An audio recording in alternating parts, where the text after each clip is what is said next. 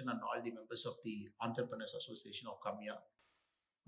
It is always better when we have an in-house dialogue and we are not criticizing anybody. The whole idea is to find solutions to problems that we are facing now and we will face in the future because the society is in a flex. What worked 20 years before is not going to work in 2023, or what is working now is not going to work 10 years from now. We're very clear about that. So it always needs futuristic thinking, like you correctly said, a fundamental disruption, possibly a business process re-engineering, completely relooking at what is not working, having the courage to take it out, throw it out, and find things how it is working. Indian politics is in a very dichotomy state now. The bulk of the voters are young, but the people who represent them are old. If you take the age group 18 to 35, the first timers, second timers, and the possibly third timers who are voting now, it constitutes approximately about 50%, half of the Indian population who are voting. They are below correctly the 38 years of age. 18 to 38 is half of the Indian voter. But if you look at the average age of an MLA, it's the upwards of 50. MP is an upwards of 55. And everywhere you see, there is a severe disconnect between what the young generation thinks and what people sitting in parliament or people sitting in the assemblies or a councillor or a corporator who's trying to represent you, how do they think? So this is the big dichotomy in our politics. It's a very aspirational nation. The way I walk into a audience with politicians sitting, you sit there for 1 hour, and the way we think about society, about life is completely different. It is like two different rooms, two different groups of people. And I many a times wonder that there is no bridge between both the groups. This is completely a different group, completely a different group. So the championing change, I'm going to start from there. That it has to reflect the aspirations of the new India. People who are here, how do you look at life? And what do you think the government should do for you? So what I've kept is, I've kept about 5 subtopics. When we say championing change, I want to present a lot of data to you. And I want to build an argument about the data to build a case that we need a reset now.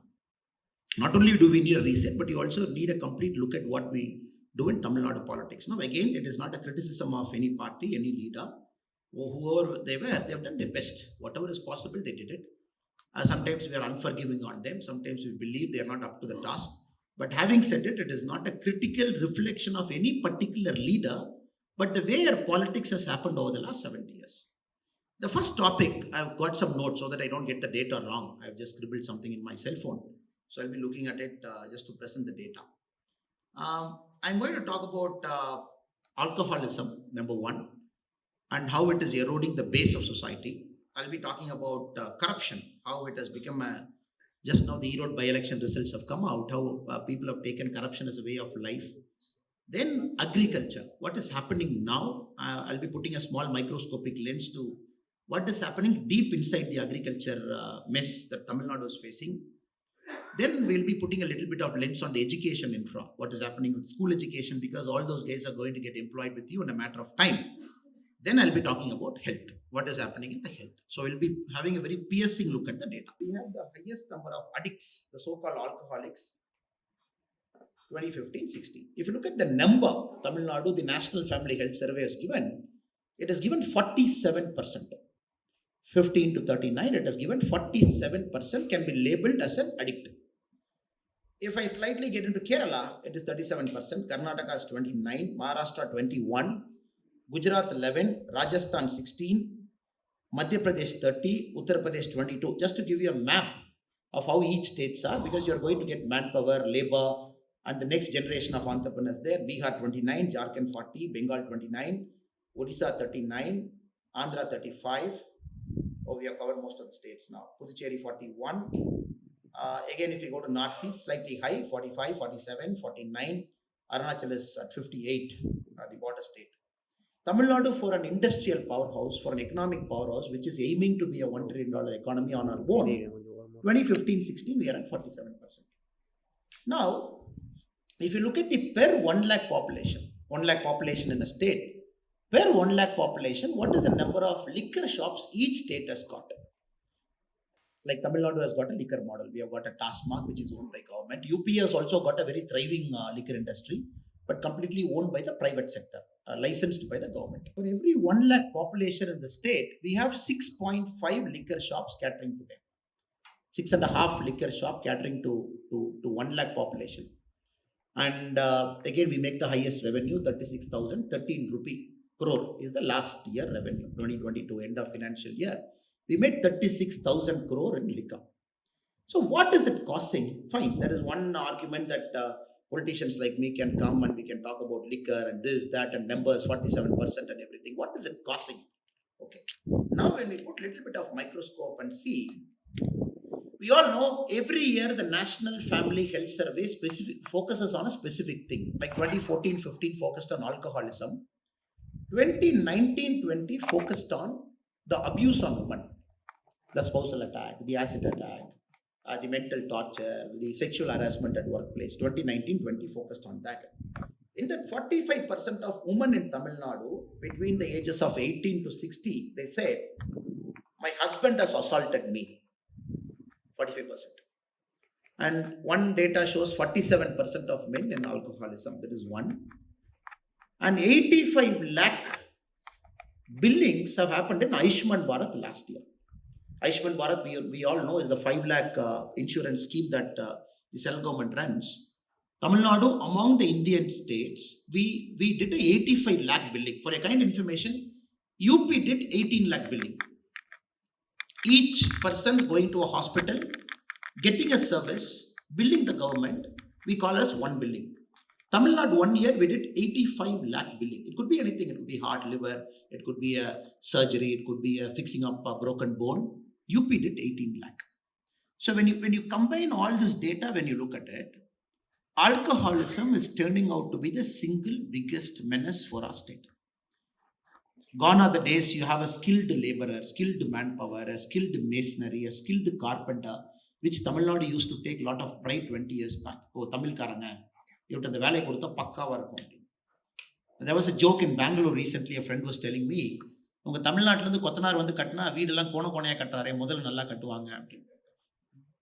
alcoholism has eroded into all the places, which requires that bit of attention at that point of time.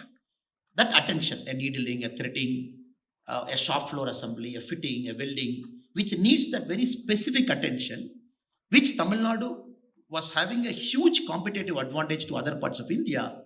It is skilling. So we are losing that particular. So now, to fill that gap, we are bringing North Indian laborers there. It's a cause and effect cycle. So we're bringing North Indian laborers to textile markets in Tirupur because they say their quality of threading is fine. Their quality of buttoning is fine. Their quality of packaging, because I come from the same region. We have this conversation with the entrepreneurs there. At one side, the Tamil political party is talking about kicking out all North Indian laborers out. This is one political statement they keep making. Other side, today the Hotel Association of Tamil Nadu has written a letter to the Honorable Chief Minister that this dialogue against the North Indian is not great. If you send North Indians out, we cannot run our hotels in Tamil Nadu. Please somehow put an end to this nonsense. Now, the Hotel Industry of Tamil Nadu Association has come out with an open letter today. In a matter of months, the Textile Association is going to come out with an open letter. So these guys are coming and filling up a place which needs a bit of discipline, which needs a bit of attention, which needs a bit of quality-centric operation. This is one we are seeing. As simple as Tirupur, we can start from here, masonry. So you cannot build a great economy, we cannot build a great nation, we cannot do a reset unless we don't have quality manpower at the bottom who can do all the hard lifting things. Using that as a fulcrum, you build all the great things. You build a finance 2.0, you build an artificial intelligence next one, or a chat GPT model the next one. But everything to stand, this base is getting weakened. Uttar Pradesh. Yes, it's a fair comparison. Tamil Nadu made 36,000 crore last year in alcohol. Uttar Pradesh made 34,000 crore. So Uttar Pradesh is also a big state.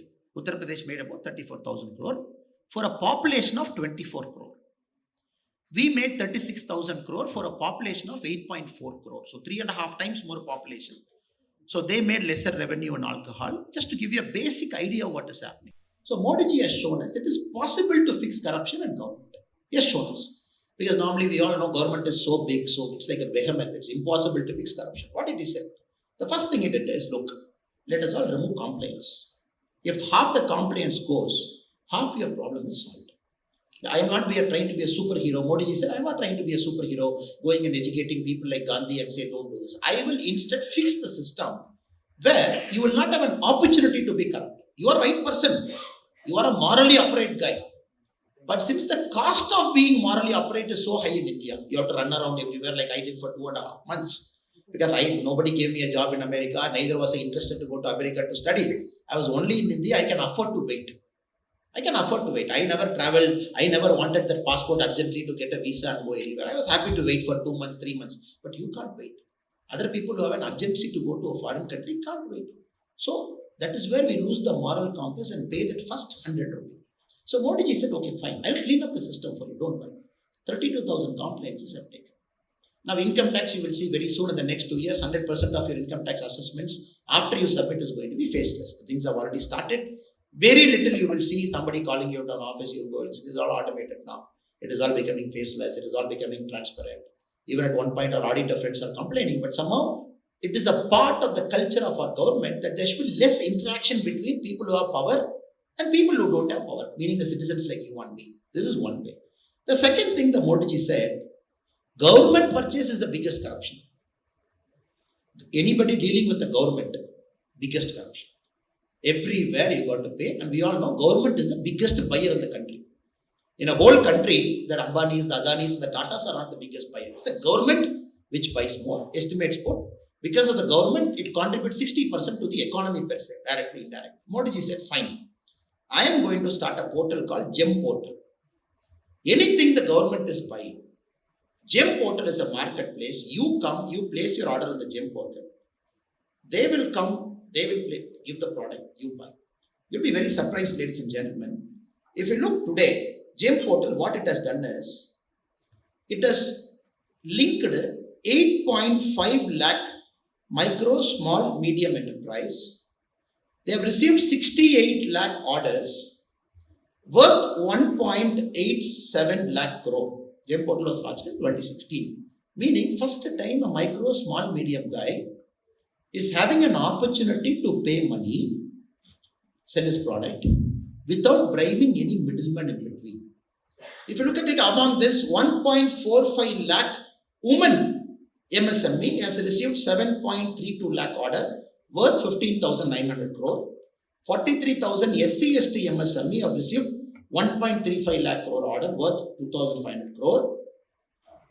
See, Modi ji is trying to do is trying to fix systems, which doesn't give us an opportunity. Government is buying from you, I am going to fix it. GEM portal, you cannot know the buyer, you will not know the seller. It's a marketplace which will give. In fact, Modi ji in one of his Man Ki Baat program, he very proudly said, the flask that I am keeping in my office, in my table, the Prime Minister's office table, that flask came from a self-help group in Dindikkal, Tamil Nadu. My office wanted a flask, Modi ji's office, Prime Minister's office. We placed an order in GEM. We found a flask vendor in the GEM. We brought it from there. Later I found it is from Tamil Nadu state, a self-help woman from Dindikkal who put the flask there. There are miraculous stories like that. But it's trying to set an example that corruption can be eliminated. Second, zero tolerance for corruption as a country. What made Lee Kuan Yew of Singapore, the miracle man of Singapore, a small fishing hamlet, Singapore, very high level of corruption, somehow with an iron rule, he made it like an economic miracle. One, the government's zero tolerance for corruption. The two, government's zero tolerance for administrative corruption. The government's zero tolerance for anybody who is doing big corporate corruption. All three things he started fixing. It's a 15-year process, he fixed it. Now probably Singapore we all see as one of the most transparent. Now the civil servants can never be touched. I was a former civil servant. You can never touch them because they are the system. In like Kashmir Files movie, you have this very famous dialogue. You can be the government, but I am the system. So anybody can be the government. You can come for 5 years, enjoy and go, but I am the system. So nobody had the courage to touch them. How did you touch them? He said, look, corruption allegation, charge sheet done, you have to return. Or we will dismiss you. 2014 to 17, you saw cleanups among the IRS officers, among the IAS officers, among the IPS officers. People were made to leave jobs. You see a pattern, how it was happening. It is slowly, it's a big country, sir, 135 crore people. Tomorrow morning we can't just put a signature. It's a highly federal republic. Some states are deeply corrupt, some parties are so corrupt, some ruling parties encourage corruption. And you are the prime minister of a country, you have to fix systems in small ways, here, there, then you build the overall structure. IRS got retired, IPS got retired, IAS got retired. So probably at the top level in civil service, there is a little fear. I'm not saying, oh, great fear, civil service have got reformed completely. They are also human beings like you and me, so they are also part of society. But there is this fear that is put into them, God's fear that is put into them. You are corrupt, we catch you, you go to court on appeal, then this process of charge sheet goes here and there between the government and you and the court. We will compulsorily retire you because there is a clause in the IPS rules, in the IAS Act, everything. So, one level. Next, corporate corruption. NPAs, non-performing assets. You look at the Videocons to ICICI banks to here and there. And in India, there is always this theory that big people go scot-free. And now the rule is, after we took power, and when many of the bank previous NPAs were being examined, especially 2004 to 14, who took loan, how did they take loan, what is their collateral, then 2-3 people scooted. You saw the Malayas and Nirav Shah, Nirav Modi, they got scooted because when the banks were encouraged to tighten, when many of the bank CMDs were forced to retire, not only it was happening for the top officers, even for the bank CMD it was happening. Anybody loan book not being kept proper. So, I would say it's a work in progress. It's happening. But for a state like Tamil Nadu, when you have to champion a change in corruption, you got to be ruthless. If you're not ruthless, it is not going to happen. So, of course, you will pay a price. Anybody who's ruthless in politics, ruthless in system, and a lot of people will come after you. But only way to fix corruption in Tamil Nadu, you got to be ruthless. Make almost all the services online. Birth certificate, please don't come. Wherever your child is born, in the hospital, apply online, give your digital signature certificate, 15 days it will come to your email, just collect it and go. Death certificate, please don't come. In India, these are the biggest things. Income certificate, please don't come. We will do via digital signature. Some states like Karnataka, Punjab, they are calling this as Sakala, Enforcement of Service Guarantee Act, meaning they are giving services to citizens saying you don't come apply online. But Tamil Nadu, hardly 2-3 services you get online. Every single service is offline. Mic license, to get a mic license, you want to enjoy music today, or probably Leela Palace wants to do an outdoor party today. Youngsters want to have a good time outside.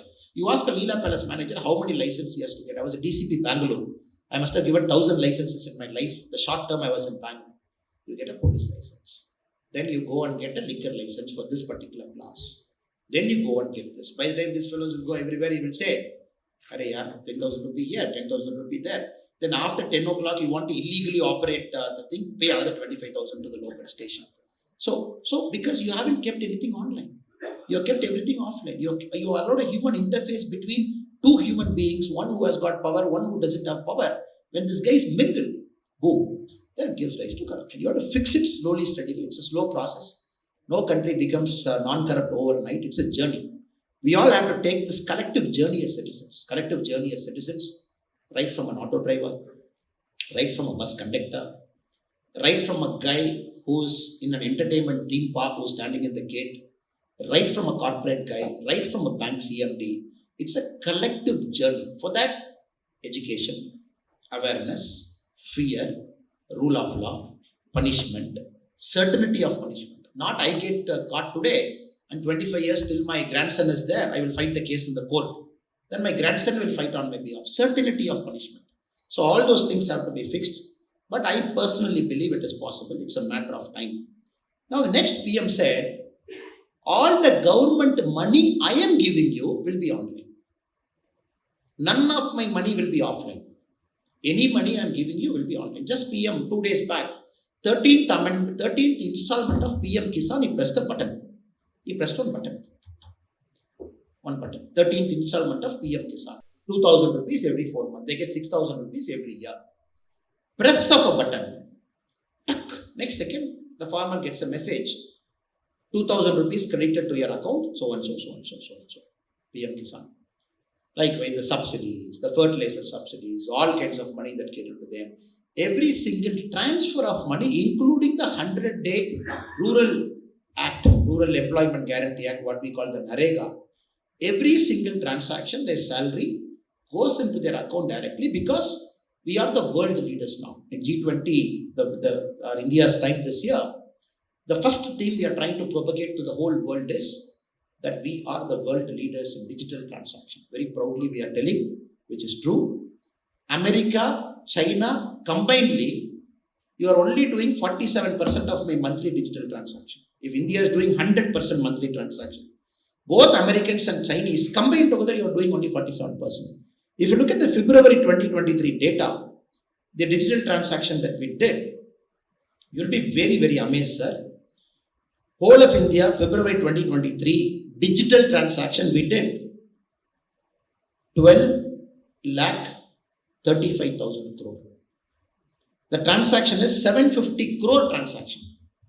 It could be buying a tea in a shop, newspaper, morning, Paytm, bus, Paytm, Google Pay. We did 760 transactions, 750 crore transaction in February 2023. The month just got ended in India. Worth 12 lakh 35,000 crore to 12.35 lakh crore. February 2023, China and America, it was 47% of this. They did 5 lakh crore in digital transaction. We are the world leaders. Because they are hitting 135 crore people. You have an Aadhaar ID, then you have a bank, you are trying to interlink, you got the correct beneficiary, you did an Aadhaar seeding to him, so that you know what is going to which beneficiary. Nobody can escape. We are the world leaders. So at G20 this year, the theme, we are teaching Americans how they can better do digital transaction in US market. They are looking at linking banks now, core banking. We have got multiples now. America, you give a banker's check, when will it get credited to you? So this is one thing where rightfully we are proud, because Modi ji championed it. From 2014, he championed it because he believed this will not only bring corruption, this will empower a woman, this will empower a farmer, this will empower somebody whose life was under somebody's control. A moneylender's control, husband's control, a patwari's control, a tahsildar's control, or a panchayat leader's control. They were controlling this poor 100-day employment NREGA woman. When we took power in 2014, it was 210 rupees. This woman was not getting 210 rupees. This woman was not getting 20 rupees. He has to bribe. Only then your NREGA attendance will be taken. 190 comes. 190 comes. Then, if you look at the NREGA market, anybody has got the time to go to a rural area, sit under a tree and see how they work. For 50, 60 people, there will be one guy controlling, because he will allocate work to them. NREGA, we have to understand, it is not 100% whoever wants employment will not give. It will generate a certain employment, it will distribute to the people who want it. So this guy will control that demand supply. So he takes another 15 rupees cut. This woman comes under the hot sun, he works all day. By the time she goes, 35 rupee cut is taken. So 210, 35 taken, it is 185, 175, 175 rupee. Now the NREGA salary is 280 rupee, because we have indexed it to inflation. Now 280 rupee, ladies and gentlemen, to the last paisa, it comes to your account. Last paisa. Transformation. She is not bothered, but there is no bloody power structure in a village. There is no this patwari fellow or a panchayat fellow who will come and own that woman. Nothing.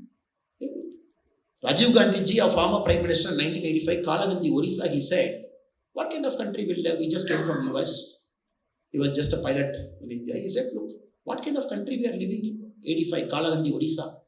For every 100 rupees we send from Delhi, the last guy is receiving only 15 rupee. 85 rupee, the middle fellows have eaten. What kind of country? Now we can very confidently say, as a country, 1 rupee I sent from Delhi, the last village in Kanyakumari called Takle, he gets 1 rupee there. So, systemic reforms, championing change, taking the hard decisions, not afraid to lose an election, looking politics beyond election, that is Narendra Modi ji for you. In Tamil Nadu, we can do that. I am very confident, but you should not be bothered by this short-term competition. You might lose an election here and there. You should not worry. When BJP comes to power, I am very sure we will have this iron-willed individual. Whoever sits in that power, whoever takes that seat, he will have that iron heart. Not afraid even for a second to make that hard decision, because corruption has to be rooted out of this generation. In our generation, If we don't take corruption out, I don't think the next generation is going to appreciate us for who we are. The third topic I'm getting in is agriculture.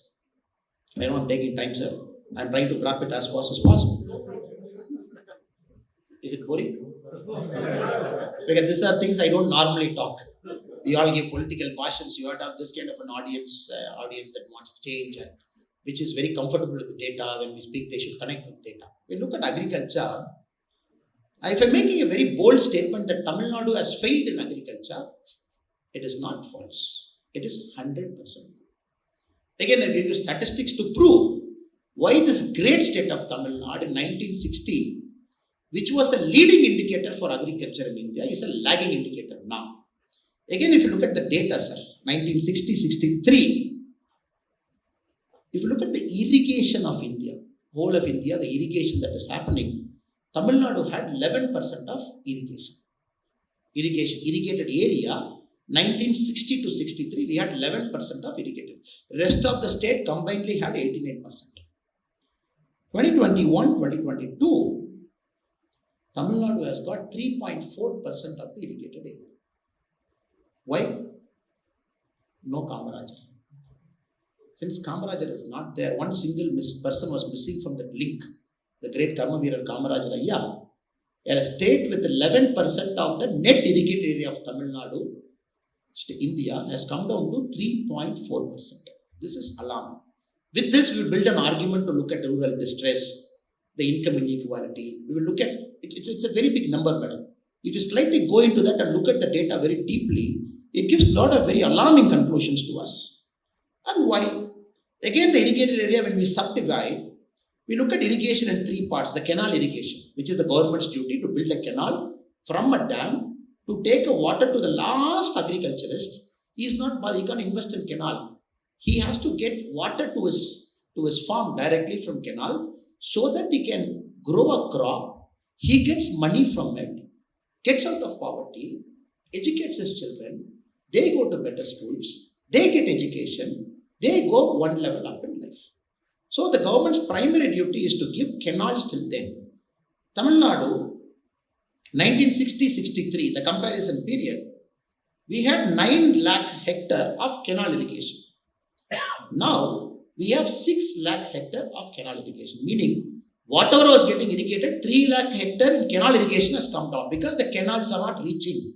We are not recharging the canals. We are not fixing the canals. All the canals are broken. The water is seeping down. It is not reaching what we call the Kadai Madai Viyan, if somebody is from the Kongu region. Again, if you look at the tank irrigated, we build tanks, from there we put water. From 9.41 lakh hectare, it has declined to 3.69 lakh hectare. 60-63 to now, 40-50 years later. The groundwater irrigation, I put bore, I dig up a well to me. From 6 lakh, it has gone up to 16 lakh. Reckless bore, we are seeing, which is creating a lot of disturbance. So you see the canal, which government is supposed to do, not doing. Tank, not doing. We are asking people, okay, your money, you put one bore. Your money, you put one bore. So now, rich farmer means you can afford to put one bore. And one bore, for a kind of information, you are going below 800 feet. It will cost you anywhere from 1.8 lakh to 2.4 lakh, whichever part of Tamil Nadu you are living. Who will afford a bore?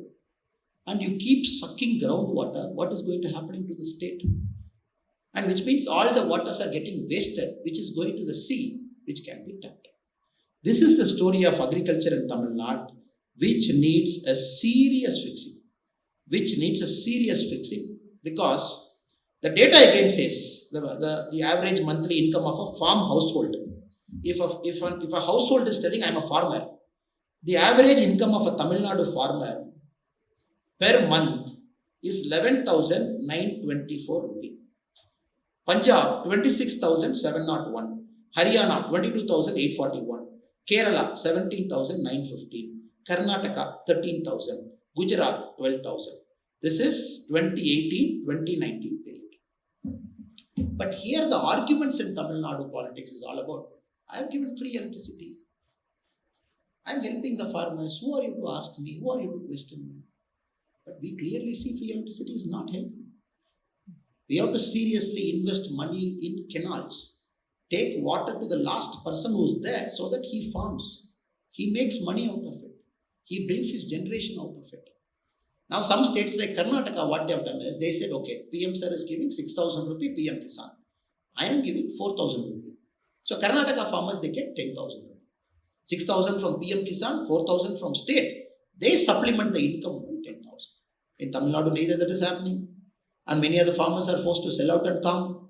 They're becoming alcoholics also because of the task mark. So you see, sir, how everything is interconnected. Alcoholism, there is one level that is up. Then you have the farming, which is doing very poorly. You have to fix it. Then you have corruption in the middle, which is fixing it. Yesterday, I saw somebody in Pongal time, Pongal, Tamil Nadu. He was taking on token and running. I said, where are you, brother, going? He said, sir, they are going to give me 1,000 rupee. They have given me a token. I have to go stand in the queue every day. Within 3 days, they'll give me 1,000. This is how Tamil Nadu government distributes one Pongal 1,000 rupee. One token, no Aadhaar, no bank account, no transfer of money, no ration card.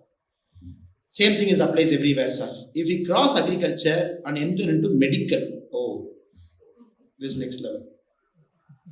I keep seeing the Tamil Nadu ministers in Global Investors Conference. If some foreigner is coming here for MOU signing, I keep seeing in the paper, Tamil Nadu is #1 state. This model of development, they give a name to it now. And we are doing very well in health. So we'll have a look at it, whether health we are doing well. And my team has given me a very alarming picture day before yesterday in Pudukkottai Government Hospital. In the last 21 months, just hold your heart. In the last 21 months, in Pudukkottai Government Hospital, 247 children have died. We have put a team to go and see what it is, why do people die, and they give a respiratory illness, they give a heart attack. 247 children born in Pudukkottai Government Hospital between April 1, 2021 to January 15, 2023, which is exactly 21 months, 247 children died. An average of 11 children per month. What are our media friends doing? What dress is Annamalai wearing? Annamalai has taken 2 idli, tomorrow 3 idli. What did this leader say about that leader? If you look at the news cycle for 24 hours, anybody has got the patience. I'm sure none of you have the patience here, but you have the patience and analyze a 24 cycle. Which actress is doing what movie is releasing next, who is earning how much. Stories. These are the stories that define who we are. From morning till night, these stories define our generation. Cricket, was the pitch okay, was the pitch bad? And 90% of India's population right now knows why did Australia captain Pat Cummins went home. Oh, his mother was ill. That is why Pat Cummins is not there. 90% of India's population. Because we consume story, that story is pushed to us. But nobody has pushed this story to me. In Pudukkottai Government Hospital, supposedly a state which claims that we are the best in health infra, 247 kids have died, which is about 11 kids per month. This is one data for you. Again, if you dig deep, go inside. In the Ayushman Bharat, which is mainly for providing health for secondary and tertiary care, Tamil Nadu last year we climbed, 2019 onwards, we climbed 85,95,773 hospital admission. This many people have used a government hospital or a private hospital, Ayushman Bharat. For a period 2019 to January 2023, 85 lakh hospital billing. Uttar Pradesh, which has got a population of thrice of Tamil Nadu, in the same period had 18 lakh 35,969 hospital admission. Something is alarming. People are going more to hospitals. Many people are going more to hospitals. That's a free scheme. Nobody is going to deny it. It's a proper metric comparator. Free scheme, all states equally applies. How much did UP go? How much did you go? If you look at it, there is some seriously problematic stuff that is happening in government hospital. We see only a building that is there, no healthcare inside. So all of us are pushed to private hospitals here. Tamil Nadu has got world-class private hospitals. 2 days back at the airport, I saw this Bangla Air manager. I saw that manager. He said he's the manager of Bangla Air. I said, okay, how many times the flight comes from Dhaka? He said 2 flights a day. From Dhaka, it lands in Chennai, goes back. 1 flight again comes from Dhaka and goes back. I said, Why do they come? Is there 80% come to 2 hospitals in Chennai for medical? They come, they get fixed. Maybe they spend 1 month or so medical tourism, then they go back. So the quality of private healthcare in Tamil Nadu is so good because the Tamil Nadu governments over the point of time happily kept the government hospitals poor, which forced you to go to a private hospital, which forced you to give revenue, which helped them to expand, which made your bank balance less, which made you to give larger proportion of your savings to health. And right now we are a deeply crisis health state. Tamil people, 2 things we are very fond of: big weddings, fat weddings, more money. Second, hospital bills. So this government is supposed to fix, we are doing. It needs a serious retooling, serious fixing, and we have to do a lot of things here. I don't have anything against the private hospitals. I admire them for the quality of healthcare they do. They operate on their own. They don't bribe anybody. They don't go and ask anybody to come to their hospital. They give a standard of service, we are going. I completely blame the system because you are allowing somebody to not get treated for a basic secondary health care. You are pushing them to big fancy hospitals. We are not doing our duty as a state because they are paying the tax. Even for a simple cesarean. Other day I found the health minister taking a lot of pride. The cesarean is coming down. Cesarean is coming down by 3%, 4%. I'm not getting into the data, sir. Again, Tamil Nadu has got the highest number of cesareans per 100 women who is giving birth in South India. We will not get into the data for some other time. Today we are just having an overlook at what is happening. Seriously crumbling, failing health infra in government. Since Govindji is looking at me sideways, I have to finish it in 5 minutes. I'm going to the next one. Now, education. The best is education. The best is education. And Tamil Nadu takes a lot of pride in our mother tongue. Rightly so. Anybody should take pride in their mother tongue. Anybody who's here, who speaks Hindi, who speaks Bengali, who speaks Gujarati, who speaks Tamil, it is only right that we take a lot of pride in our mother tongue. All mother tongues are great, fantastic. Recently, Stanford came out with a study. The Institute for Competitiveness, Stanford, it came out as a study. It reviewed 86,000 students across 10,000 schools in India. Recent study, you must have seen in paper. 10,000 schools, 86,000 students. One thing they measured: proficiency in mother language, mother tongue, proficiency, global proficiency. They kept a global benchmark. You know who came last? We. 9% of students who speak Tamil were benchmarked to global proficiency. 51% of Punjabis marked to global. This is a state which says Tamil pride, which did politics on Tamil, which did politics on exclusion, which never allowed any other voice to be heard in Tamil Nadu over the last 70 years. The Stanford Institute of Competitiveness study, it says 9% of Tamil students, mother tongue can be ranked to the global proficiency. Punjab is at 51. This is just an argument. Okay, sir, this is one Stanford guy, the white guy has come and did a survey. I am not going to believe this survey. I am a proud Tamilian, proud Indian. Let some Indian guy do a survey. Okay, fine. Our NCRT did a survey. We did a survey on 2 things. Learning outcomes. If a student is in a particular class, what is the learning outcome? Now, Tamil Nadu, we come last among the southern states in terms of learning outcome. Class 3, class 8, basic arithmetic, basic mental comprehension, they measure. We come last among the southern states. Again, if I give you a number, there's nothing great in coming last, madam. I'm more worried about the numbers also. The benchmark itself is less. For a class 3 student reading Tamil, a class 3 student has to read a class 2 level text. Before pandemic, 11.6% in government schools they passed. Class 3 student has to read a class 2 level text in Tamil.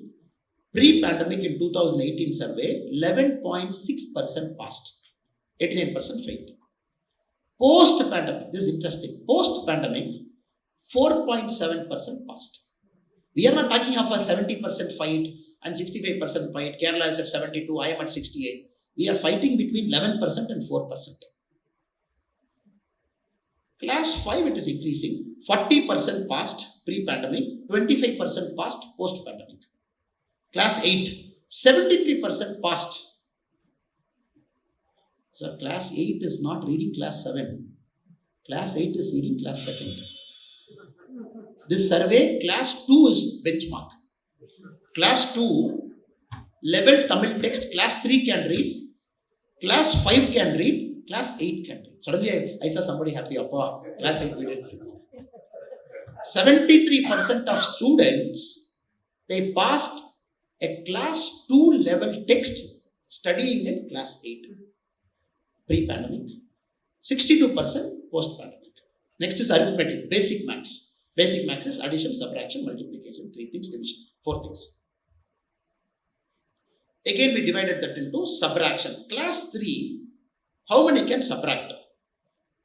Pre-pandemic, 25% can subtract. 75 can't subtract. Post-pandemic, 11% can subtract, 89 can't subtract. Class 5, they gave division. 25.6% can divide pre-pandemic because we are good in division. Post-pandemic, 14% can divide. Then class 8, again division given to them.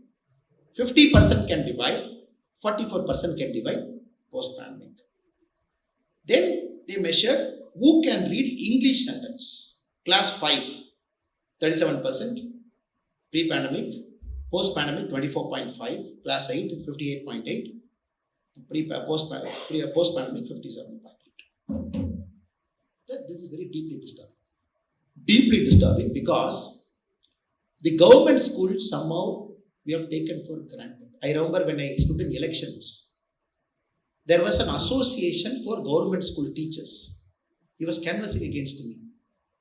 One day I saw this guy. He comes from an organization called Jacto Geo.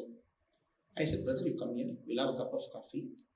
I don't have anything against you. You don't have anything against me. I'm here to somehow reform. I'm doing my politics, going and appealing to people to vote for me. Why are you campaigning against me?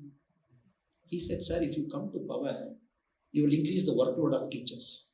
What is this? And we don't want this new pension scheme. We want the old pension scheme. You are supporting new pension scheme. I'm against you. That is a debatable point. Over a cup of coffee, we can sit down and talk about the merits of it. But the first point, you will increase the burden of teacher. Rightly so. Now you can link the NEET result. Why politicians are afraid of NEET. Why NEET is a bogey. 10 years back, in the All India Civil Service, when Tamil Nadu had 22%. Meaning for a 850 admission, we used to have 114, 117, 120 admission in IAS, IPS. We are between 30 to 40. We are struggling to pass a CSAT level in civil service. Because thanks to the quality of education, where a certain people will go to election polling booth as presiding officer, you don't want to harass them. Who sits in polling officer, presiding officers at polling booth? Teachers. And no government wants to take panga with the teacher. And everything collapsed. Then the school education minister very proudly says, I am not able to improve the quality of schools because what can I do? 92% of my budget goes into giving salary only. I have only 8% of budget left with me. How can I improve schools? How can I build buildings? That is why Tamil Nadu, you see the school buildings falling and kids die. Now my first part is over, sir. The second part is an alarming part, which I'll take 5 minutes before I get to sit in that chair. I was having a walk in Benares recently. We were going for a walk with a professor from the Benares Hindu University 2 months back. And I am a very proud Tamilian. Whatever you say, I am a proud Indian, proud Tamilian. I will not leave my heritage like most of you here. I will not leave my mother tongue. Of course, I will not leave my country. These 3 things are very important to me. And we are having a banter. I said, how is UP doing, sir? Yogi Ji, bulldozer, how is it happening? He said, Arey yaar, okay, we'll have an argument. I said, okay, sir. He said, have you heard of the Napoleon Bonaparte's quote about China? I said, I haven't heard. You tell me the quote. He said, Napoleon Bonaparte, many years back, he said, please don't wake up China. If China wakes up, the world will tremble. Till China is sleeping, we all can do world trade, we can do divide and rule in Africa, we can do everything. Moment these buggers who are sleeping from 6th century after the Ming dynasty, if they wake him up, we are in trouble. So China was comfortably allowed to sleep. Such a big country, such a rich cultural civilization country. Then somebody woke up China by Mao Zedong in 1950. He wanted to experiment something. Mao Zedong wanted to experiment something in cultural revolution. Then Mao Zedong later. When China suddenly woke up, we are seeing the results of China now. 1960, 70, 80, 90, 2000, what is happening? Then the professor told me, actually, you should not have allowed UP to open up. You have allowed UP to open up, brother. Now you will face it. UP sleeping was an advantage for southern state. UP sleeping was an advantage. No government, 1 year this CM, second year that CM.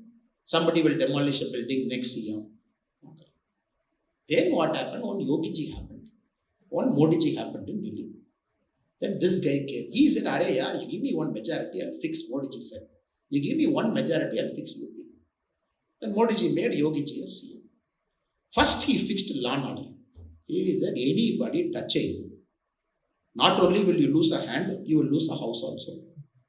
Bulldozers will come and everybody is like, "Arey yaar, even if the court is slow, my house will go next day. I am not touching." All the gang fellows and all, he came, he said, "I am not going to shoot, I am not going to kill, please I surrender." This is the first 5 years. Once he fixed up the law and order, then the miracle started happening. You'll be very surprised, Govindanji. Which state had the highest number of startups last year? Startups registered in a startup portal. Maharashtra had the highest number. Which state had the second number of highest startups registered in startup portal? Uttar Pradesh. Tamil Nadu is number 4.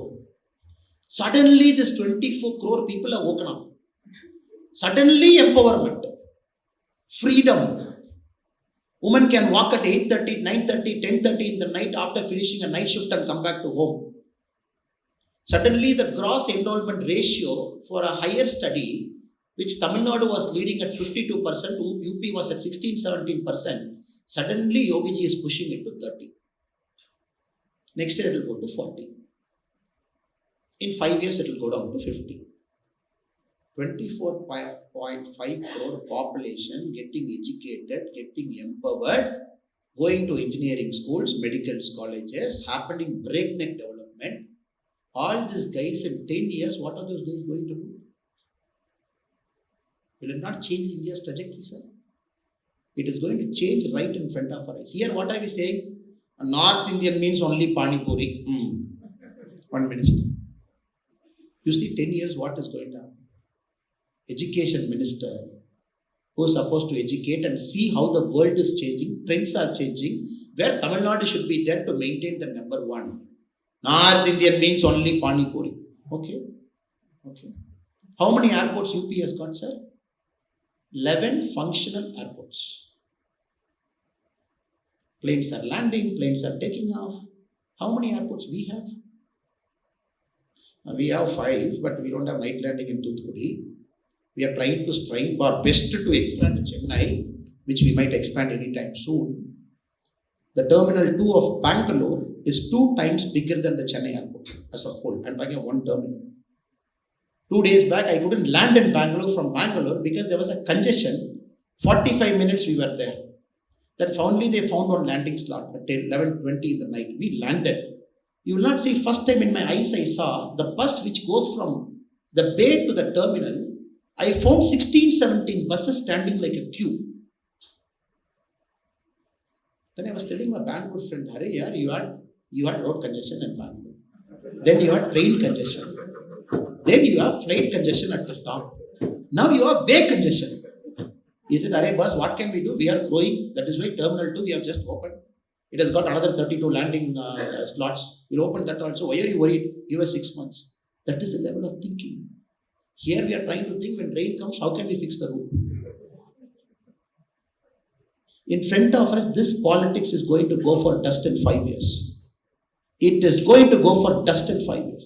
The aspirational generation is not going to take things for granted. He is not going to take the things for granted. What? How long will you talk about language pride, north, south, this nonsense, that nonsense? Other day, a startup, last meeting, a friend was telling, one senior vice president from a big telecom company in Norway, He landed in Chennai. He's supposed to come to his office. He went there with bouquet and all he received. It's an order between Infosys or him. So all big drums, gims and all, band, bajo, and they put him in the car. And he was looking at Chennai airport and saying, okay, yeah, fine. Then they took him. Then near his office, there was a big garbage dump, which he told me he was trying to take that garbage dump out. He couldn't do. He saw everything. Then finally, he made him to go there.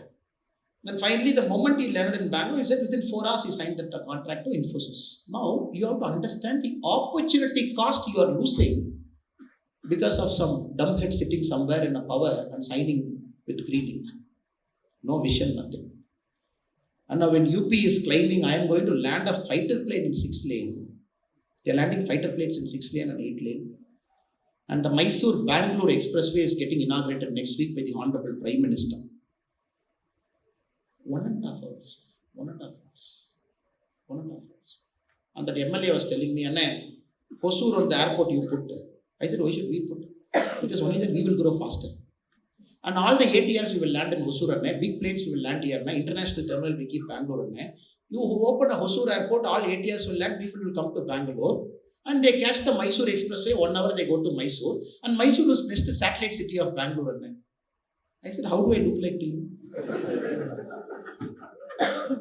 See the planning. I am not finding fault with him. Ambition, the aspiration that hit states wants to go. I am also a fighter. I want my state to go on. Finally, I want India to go on. Nobody is a competitor with anybody here. The reason I am trying to project this is we have to change the narrative, change the discourse.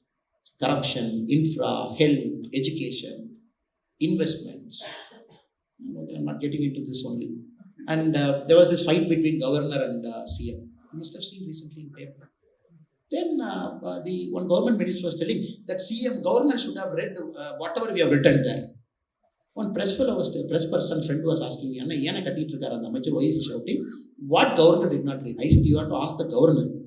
But after 2 days, since the original text came, then we could understand what was the original text and what governor did not read.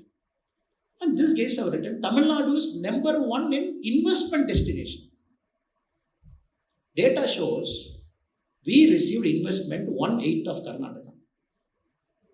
In fact, Bangalore received 3 times more investment, 5 times more investment than what Tamil Nadu received in India. How will the governor do?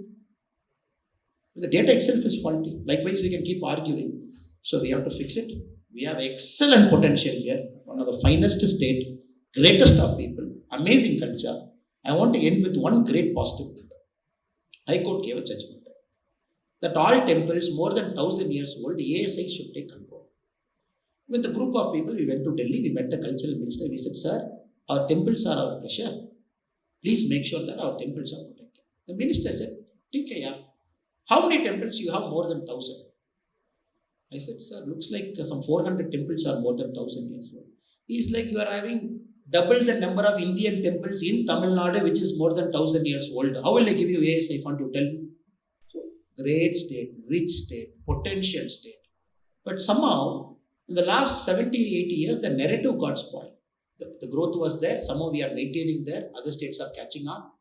And we are disparagingly talking about UP and Bihar, calling them as panwalas and panipuri sellers and this, that. And we took a lot of pride in not learning other languages. Now, these guys are fast catching up. The call centers, the investments. Sir, all UP has to do is get manufacturing into UP. We are finished. They just have to get manufacturing into UP, manufacturing into core Bihar, we are finished. Now, a manufacturing guy comes to Tamil Nadu. Square feet kitna dete? Square feet எவ்வளோப்பா கொடுப்பேன்? இந்த வெள்ளை சட்டை போட்டிருக்காருல அமைச்சரை போய் கொடுத்துட்டு வாங்க. இப்படிங்க வரும். How will money come? Cognizant, for your kind information. They got this Sarbanes-Oxley Act is there in US, which prohibits any multinational company operating out of US. They say, you are a US-based company, you operate outside US, you bribe somebody, but we'll punish you by US law. Which is a very fascinating law they have, the Sarbanes-Oxley Act. And Cognizant got caught. Why did they get caught? They fired 2 vice presidents, CEO, many people got fired at that point of time. He said, to open the Tamil Nadu office in Chennai, which we had built, to get permission, we are bribed. And very beautifully as documented. I bribed this person this many dollars, this person this many dollars.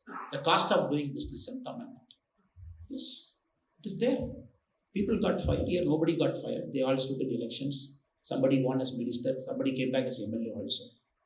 So I personally believe it is our generation which has to take some risk, which has to chart a new pathway, which has to reimagine things. Because for our state, we have to do it. We can do it. If we don't do it, it's a matter of time before Tamil Nadu is going to be the laughing stock of other states of India, especially Karnataka, Maharashtra, UP, Haryana, Rajasthan, many states. Let us do it with new reimagination. Let us not disappoint our youngsters who go into school. We should get the best education. You should not be struggling to read 22%, 67%, 70%. Not disappointing. For any taxpayer who is getting into a government hospital, let him get a good quality of patient care.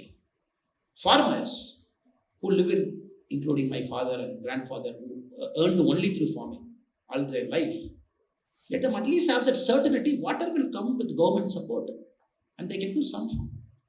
I am not getting into law and order because it should not look too much pessimism for you. This person has come and blah, blah, blah, is given data. The reason I am trying to paint this, you are giving me championing change. The topic is championing change. We have to say these things are rotten. We are fixing it. We are changing it. And this is doable with all of you combined together. And thank you for your patient listening, and especially for Govindamji, who is urging to get out of chair and get me, but still is holding on. Thank you so much. God bless you.